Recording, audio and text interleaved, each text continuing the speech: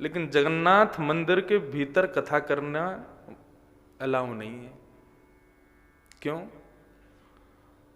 एक बार की बात, कोई वैष्णव कथा कर रहे थे, जगन्नाथ जी के दर्शन खुले थे, तो जगन्नाथ जी का एक बड़ा प्रेमी भक्त था। वो क्या करता था, वो जैसे ही नीचे से ऊपर की ओर बढ़ता था तो कीर्तन करता हुआ आता, जय जगन्नाथ जय बलदेव जय सुभद्रा जय लीलाचल धाम, यही कीर्तन करता था।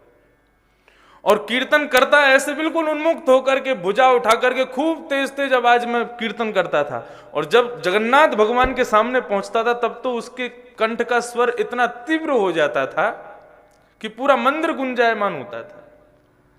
मंदिर में कोई वैष्णव कथा कर रहे थे, लोग बैठ के सुन रहे थे, जगन्नाथ भगवान के दर्शन खुले थे। इतने में ही वो आ गया। अब उसके कीर्तन को सुनकर के अब कथा तो रुकी गई, विविधान हो गया कथा में। तो लोगों ने हाथापाई करके धक्का देके उसको मंदिर से बाहर निकाल दिया। बोले निकलो बाहर, यहां से बाहर बैठ के कीर्तन करो, मंदिर कथा चल रही है, समझ नहीं आता है। जैसे ही उसको बाहर किया, मंदिर में कोई पुजारी नहीं था, जगन्नाथ भगवान दर्शन दे रहे थे, तीनों विराजमान थे, सुभद्रा, बलदेव जी, जगन्नाथ जी।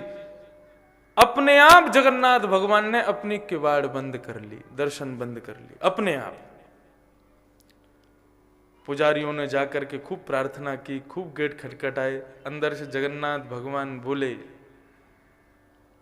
मेरे वैष्णव भक्त को, मेरे प्रिय कीर्तनीय भक्त को यदि अपराध करोगे तो मैं दर्शन नहीं दूंगा। मैं सर्वव्यापी हूं, लेकिन जगन्नाथ मंदिर और जगन्नाथ रूप में मैं उन लोगों के लिए विराजमान हूं जो नियम पद्धतियों को नहीं जानते हैं। यहां पर कोई नियम नहीं, कोई पद्धति नहीं। यहां पर कलयुग का पापी से पापी भक्त भी आकर के प्रेम से मेरा दर्शन कर सकता है, उसमें कोई निसंकोच मेरा दर्शन। आज अभी तो गर्भगृह बन रहा है, नहीं तो जगन्नाथ जी के भी ऐसे दर्शन हैं जैसे पंडरीनाथ भगवान के। आप गर्भगृह में जाके श्री जगन्नाथ भगवान के चरण स्पर्श कर सकते हो। पहले तो ऐसा था कि आप ऊपर चढ़ के जगन्नाथ भगवान को गले लग लो, उनकी भुजाई इसीलिए खड़ी है कि आओ मेरे वैष्णवों को मेरे से गले लगा दो। लेकिन अब गले तो नहीं, पैर तो हमने भी छुए, चरण स्पर्श का सौभाग्य तो मुझे भी मिला है। जगन्नाथ भगवान आगे जाए, ये विशाल स्वरूप सामने खड़े हैं, जगन्नाथ स्वामी नयन पथगामी भवतु में, ऐसे विशाल नेत्र हैं। जगन्नाथ भगवान ने फिर उसी दिन कह दिया कि आज के बाद हमारी जो कथा है वो पूरे सारे तीर्थों में सुनाओ, सब जगह सुनाओ, लेकिन जगन्नाथ मंदिर में कीर्तन की प्रधानता रहेगी। कथा करनी है तो मंदिर के बाहर करो, हम कीर्तन प्रिय देव हैं। तो ठाकुर जी की प्रत्येक लीला, प्रत्येक भक्त के लिए ठाकुर जी कोई ना कोई लीला करते ही रहते हैं। हमारे लिए नन्हे से श्री गिरधर लाल जी कैसी विचित्र लीला कर रहे हैं। मुझे प्रत्येक दिन ठाकुर जी का श्रृंगार करने में 1.5 से 2 घंटा लगता है। छोटे से हैं, लेकिन इस उत्सव की मुझसे ज्यादा एक्साइटमेंट उनको 20 मिनट में तैयार हो जाते हैं।